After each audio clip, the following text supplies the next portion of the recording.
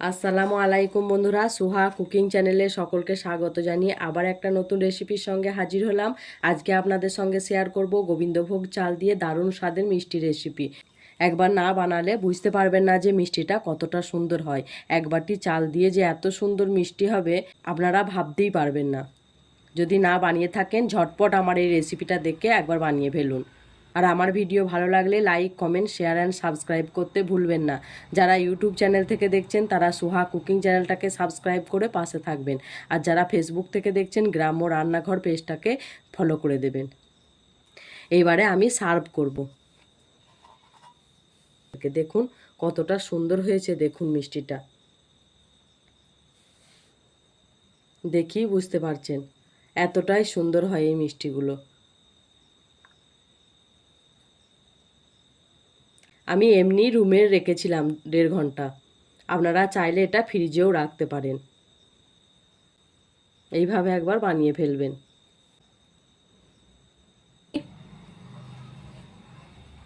এই রেসিপিটা বানাতে পরিমাণগুলো ঠিক করে নেবেন, দেখবেন রেসিপিটাও অসাধারণ হবে। খুবই সুন্দর একটা মিষ্টি, আপনারা 1 মাস ধরেও সংরক্ষণ করে রাখতে পারেন। আমি অনেকগুলোই বানিয়েছি বন্ধুরা, আমার বাড়িতে বাচ্চা আছে তাই সই মিষ্টির বায়না করে। এইভাবে মিষ্টি বানিয়ে আমি সংরক্ষণ করে রেখে দিই। সেই জন্য ভাবলাম আজকে আপনাদের সঙ্গে এই মিষ্টির রেসিপিটা শেয়ার করি। দেখুন আমি সব এইভাবে তুলে নিচ্ছি, আর মিষ্টিগুলো অসম্ভব খেতে হয়। তাহলে চলুন বন্ধুরা, সম্পূর্ণ ভিডিওটা দেখার অনুরোধ রইল। ভিডিওটা দেখতে থাকুন। এখানে আমি নিয়েছি 1 বাটি গোবিন্দভোগ চাল। গোবিন্দভোগ চাল দিয়ে একটা দারুণ স্বাদের মিষ্টি রেসিপি আপনাদের সঙ্গে শেয়ার করব। তাহলে চলুন ভিডিওটা দেখতে থাকুন। প্রথমে আমি গোবিন্দভোগ চালটাকে ভালো করে ধুয়ে নেব। চালের মধ্যে তো অনেক কিছু নোংরা থাকতে পারে, 4বার 5বার জল পাল্টে ধুয়ে নেবেন। খুব ভালো করে আমি জল পাল্টে ধুয়ে নিয়েছি। ছাঁকনি নিয়েছি, ছাঁকনিতে ভালো করে আমি ছেঁকে নেব।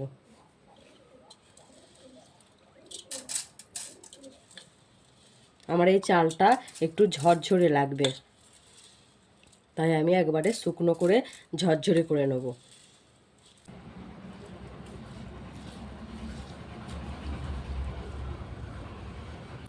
তাহলে চলুন চালটা একটু শুকনো হোক, তারপরে আমি আবার আসছি। চালটাকে আমি একটু ঝরঝরে করে নিয়েছি, আর এই রেসিপিটা করতে একটু ঝরঝরে চালেরই প্রয়োজন। রেসিপিটা আমি শুরু করে দিই। রেসিপিটা করার জন্য প্রথমে আমি গ্যাসে কড়া চাপিয়ে দিয়েছি। এবারে কিছু কাঠবাদাম নিয়েছি, কিছু কাজু বাদাম নিয়েছি, আর 4টে এলাচকে আমি শুকনো খোলায় ভালো করে ভেজে নেব।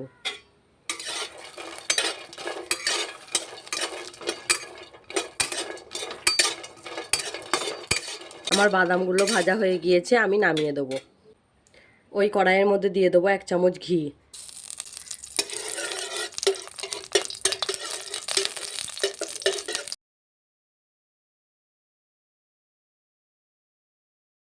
ঘিয়ের সঙ্গে ভালো করে নাড়াচাড়া করে চালগুলোকে আমি একটু ভেজে নেব। ঘিটা দেওয়ার কারণ হচ্ছে এই মিষ্টিটা দারুণ ফ্লেভার হবে। এই সময় গ্যাসের ফ্লেমটা মিডিয়াম টু লো ফ্লেমে রেখে ভেজে নেবেন, নইলে চালগুলো পুড়ে যেতে পারে, রেসিপিটাও ভালো হবে না। চালটা ভাজার সময় বারবার নাড়াচাড়া করতে হবে, নইলে ধরে যেতে পারে। এইভাবে কিছুক্ষণ সময় ধরে একটু ভালো করে ভেজে নেবেন। দেখুন আমি চালটাকেও সুন্দর করে ভেজে নিয়েছি, চালের কালারটাও দেখুন চেঞ্জ হয়ে এসছে। এইভাবে একটু সময় ধরে চালটাকেও ভেজে নেবেন। চালটাকে আমি অন্য পাত্রে একটা তুলে নেব। কড়াইয়ের মধ্যে দিয়ে দেবো 1 বাটি চিনি। সামান্য পরিমাণে জল দিয়ে এটাকে ক্যারামেল বানিয়ে নেব।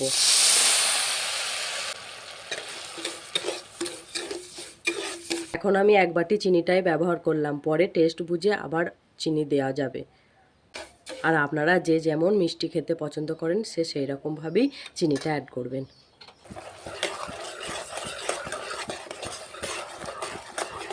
আমার ক্যারামেলটা বানানো হয়ে গিয়েছে। এখানে আমি নিয়েছি 500 গ্রাম দুধ।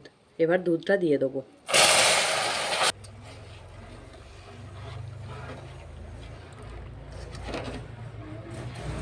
আর এই মিষ্টিটা এতটাই সুন্দর হয় যে একবার না বানালে আপনারা বুঝতে পারবেন না যে চাল দিয়ে এত সুন্দর মিষ্টি বানানো যায়। আর যে কোনো চাল দিয়েও এই মিষ্টিটা বানাতে পারবেন। এখানে আমি একটা জিনিস ভুল করে ফেলেছি বন্ধুরা, এখানে আমি 10 টাকা প্যাকেট 1 প্যাকেট গুঁড়ো দুধ ব্যবহার করেছি, তখন ক্যামেরাটা অন করা হয়নি। এইভাবে দুধটা দিয়ে ভালো করে মিশিয়ে নেবেন।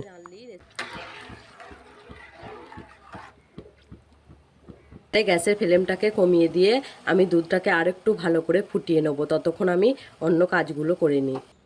আমি একটা মিক্সির জার নিয়েছি,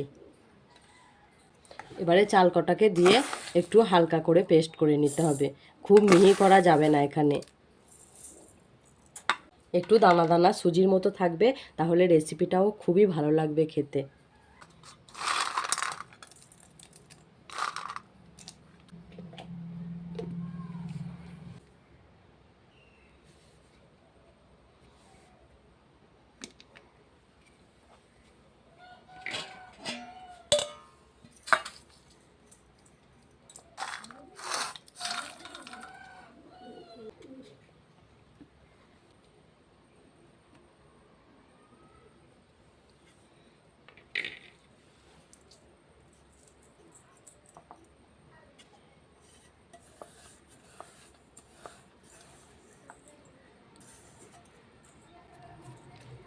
তাহলে চলুন রেসিপিটা শুরু করে দিই। দুধটাকে আমি ভালো করে ফুটিয়ে বন্ধ করে রেখে দিয়েছিলাম, নইলে দুধটা মরে যাবে। এবারে দুধটাকে হালকা করে গরম করে নিয়েছি, আবার দিয়ে দেবো এবার চালের গুঁড়োগুলো। অল্প অল্প দিতে হবে আর মেশাতে হবে।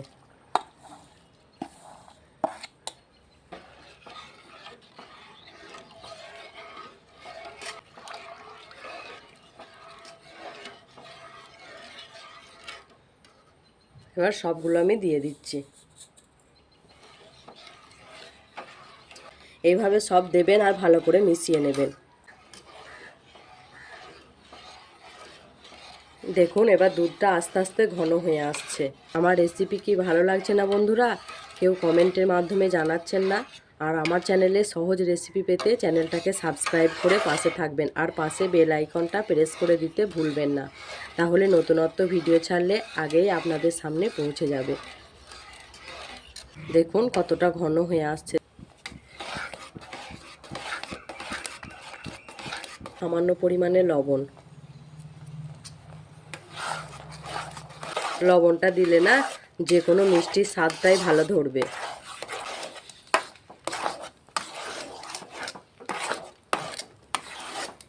এখানে আমি মিষ্টিটা স্বাদ মেপে দেখেছিলাম, অল্প পরিমাণে চিনি লাগবে, তাই আমি দিয়ে দিলাম। এখানে দিয়ে দিলেও কোনো অসুবিধা হবে না। এইভাবে চিনিটাকে মিশিয়ে নেবেন। যা গরম আছে এর মধ্যেই চিনিটা মিশে যাবে।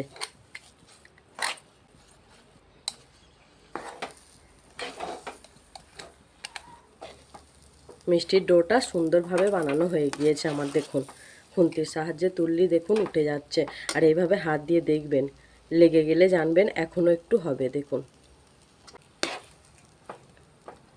এবারে আমি নামিয়ে দেবো। এখানে আমি ডোটা নামিয়ে নিয়েছি।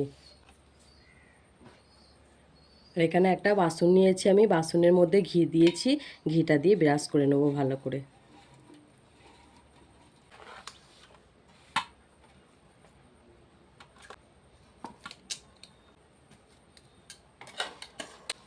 এখানে আমি সব ডোটা দিয়ে নিয়েছি। খুন্তির সাহায্যে একটা ভালো মতো করে শেপ দিয়ে নেবেন।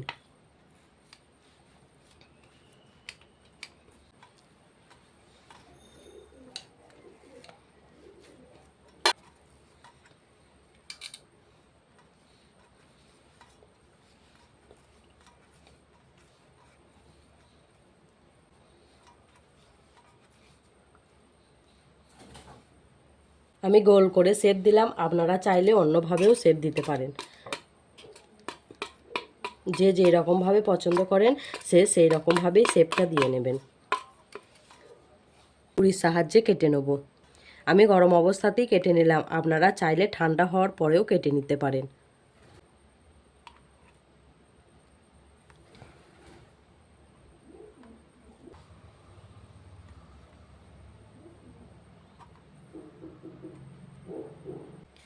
এখানে নিয়েছি কিছু চেরি, এর উপর দিয়ে সাজিয়ে দেবো। আপনারা যে কোনো ড্রাই ফ্রুটস ব্যবহার করতে পারেন। সেইটা দিলে দেখতে ভালো লাগবে, তাই আমি ব্যবহার করছি।